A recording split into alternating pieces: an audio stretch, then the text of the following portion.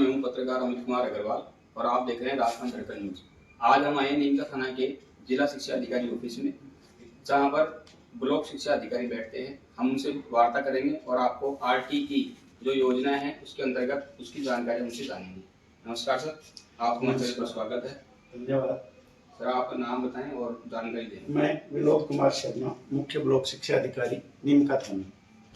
Sir, आजकल जो RTE की योजना चल रही है छोटे बच्चों को लेकर के या सरकारी योजनाओं को लेकर के, जो पाठ्यक्रम में जो किताबें हैं या जो सिलेबस है, जो फीस है, उनके जो मुद्दे उठाए जाते हैं, उनमें किस तरह की अभिभावकों से आपको परिवार मिलते हैं, उन पे आप क्या समाधान करते हैं, थोड़ा उसके बारे में बताइए। RTE भारत सरकार द्वारा निःशुल्क शिक्षा का अधिकार अधिनियम के तहत लागू किया गया था। हमारे ब्लॉक के निजी विद्यालयों में भी ये लागू है। प्रारंभिक कक्षा आयु के अनुसार 6 से 14 आयु वर्ग के विद्यार्थियों को एक ऑनलाइन पोर्टल पर आवेदन करना होता है और उसकी लॉटरी के माध्यम से वरीयता अनुसार उनको विद्यालय आवंटित होता है। उस विद्यालय में वो रिपोर्टिंग करते हैं ऑनलाइन, उसके बाद ऑफलाइन अपना दस्तावेज जो भी है पेश करते हैं और उनको किसी भी प्रकार की फीस उनसे नहीं ली जाती है। और साथ ही उसमें निर्देश है कि उनको जो भी पाठ्य पुस्तकें हैं या अन्य वस्तुएं हैं वो भी उपलब्ध कराई जानी चाहिए। ये सब निःशुल्क होती है पाठ्य पुस्तकें जो आप बता रहे हैं? RTE अधिनियम में ऐसा है कि निःशुल्क पाठ्य पुस्तकें उपलब्ध कराई जानी चाहिए और उनको 200 रुपये या ऐसा एक नॉमिनल चार्ज सरकार से प्राप्त होता है।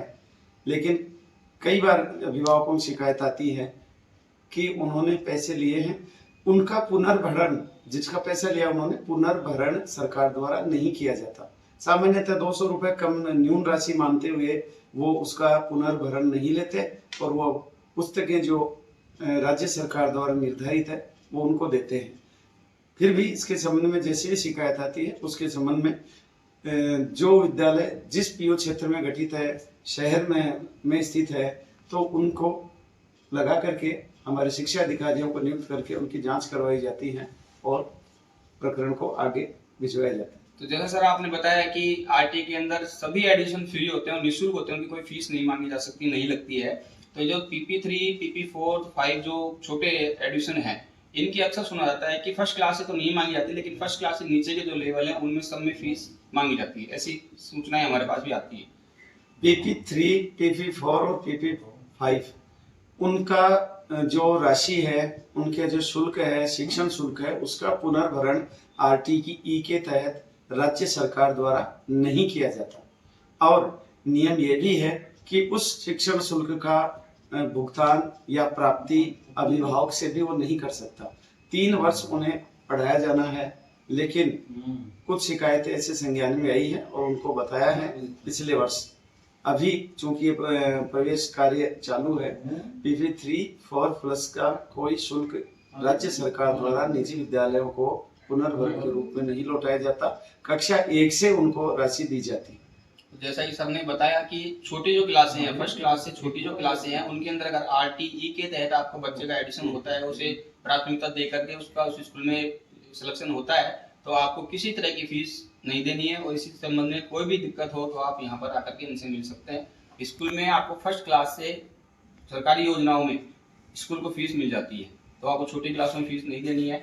और सर, एक जो आजकल जो किताबें हैं, जो सिलेबस हैं, वो पहले तो स्कूलों से मिलते थे, लेकिन आजकल RTE के अंदर तय होने के बाद मार्केट से मिलते हैं। वो तो मार्केट से मिलते हैं, तब जैसे हमने पता किया है कि फर्स्ट क्लास का सिलेबस ही 1980 रुपये का बताया जा रहा है। कुछ स्कूलों का अपना अपना है कि उन्होंने अपने अपने दुकानों से सेटअप किए हुए हैं, तो उनके अंतर्गत आते हैं। तब मैंने जैसे पता किया है कि एक स्कूल का 1980 रुपये का सेटअप बताया जा रहा है फर्स्ट क्लास का, जबकि बच्चा फर्स्ट क्लास में है और RTE के अंदर है। तो उसके बारे में क्या कहना चाहिए? ऐसा है तो गलत है।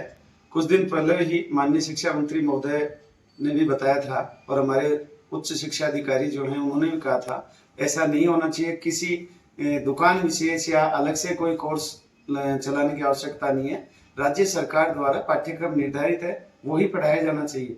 अगर कोई ऐसा विद्यालय है तो हमारे संज्ञान में लाए, नियमानुसार कार्रवाई की जाएगी। तो सर, इसमें तो संज्ञान में लाने वाली बात तो जैसे कुछ है ही नहीं, तो प्रॉपरली नॉर्मली सब जगह हो रहा है, क्योंकि सब लोगों से बाहर के पाठ्यक्रम मंगवाए जा रहे हैं। सब स्कूल वाले या जो पेरेंट्स अभिभावक हैं, बाहर से अपना सिलेबस बच्चों को खरीद कर दे रहे हैं, क्योंकि RTE में भी बहुत से बच्चे हैं, तो वो ऐसा पैसा तो बाहर से लग ही रहा है। तो 200 रुपये का जो शुल्क है, उसके अनुसार वो पैसा कैसे काट के देगा? हमने इसी समस्या के मद्देनजर सभी विद्यालयों से एक प्रमाण पत्र और एक कुछ बिंदुओं की सूचना मंगवाई थी। उनके अनुसार ये उन्होंने लिख के दिया है कि हम ये अमुक पाठ्य पुस्तकें जो निर्धारित हैं वो ही चला रहे हैं। अगर मैं फिर कह रहा हूँ कि किसी विद्यालय विशेष का या कुछ विद्यालयों का ऐसा है और अगर मेरे संज्ञान में विभाग द्वारा लाया जाता है तो निश्चित रूप से कार्रवाई करेंगे और नियमानुसार आगे प्रकरण बना के भेजेंगे। उन विद्यालयों ने, लगभग सभी विद्यालयों से हमने ऐसा मंगवा रखा है कि आपने कौन कौन से पाठ्यक्रम में विषय पाठ्य पुस्तकें निर्धारित कर रखी हैं। चूंकि पाठ्यक्रम हमारे विभाग द्वारा निर्धारित होता है, मान्यता लेते वक्त ये इस प्रकार का लिख कर देते हैं कि हम यही संचालित करेंगे। आपने ये बताया तो निश्चित रूप से संज्ञान में आने के बाद कार्रवाई करेंगे। तो जैसा कि सर ने बताया कि पाठ्यक्रम और शिक्षण सामग्री और फीस नहीं ली जाती है आरटीई के अंदर, तो इससे संबंधित अगर कोई दिक्कत शिकायत है आपकी तो यहाँ आकर आप उनको परिवार दे सकते हैं और किताबें वगैरह बाहर से ना लें और अपने बच्चों को सही जानकारी और आप भी सही जानकारी के अनुसार ही स्कूल में जाकर के बात करें, किसी तरह की उलझन में ना पड़े। साथ ही सर एक विशेष जानना चाहेंगे कि आजकल जो बच्चियों को लेकर के जो चीज आ रही है कि अब एक योजना थी जो 50,000 राष्ट्रीय योजना बोल की थी बच्चों के लिए, वो 1 लाख की कर दी गई है। तो जो पिछले जो बच्चे थे जो पीरियड में आ रहे थे 50,000 की स्कीम है, क्या उनको भी 1 लाख की मिलेगी? और जो 50,000 की थी 1 लाख की थी, उनका फॉर्म कब अप्लाई होगा जैसे बच्चा फर्स्ट क्लास में जा चुका है? जो योजना राष्ट्रीय योजना के नाम से संचालित थी, बालिका शिक्षा प्रोत्साहन की योजना है, अब उसको 1 लाख की कर दी गई है और उसका दायरा बढ़ा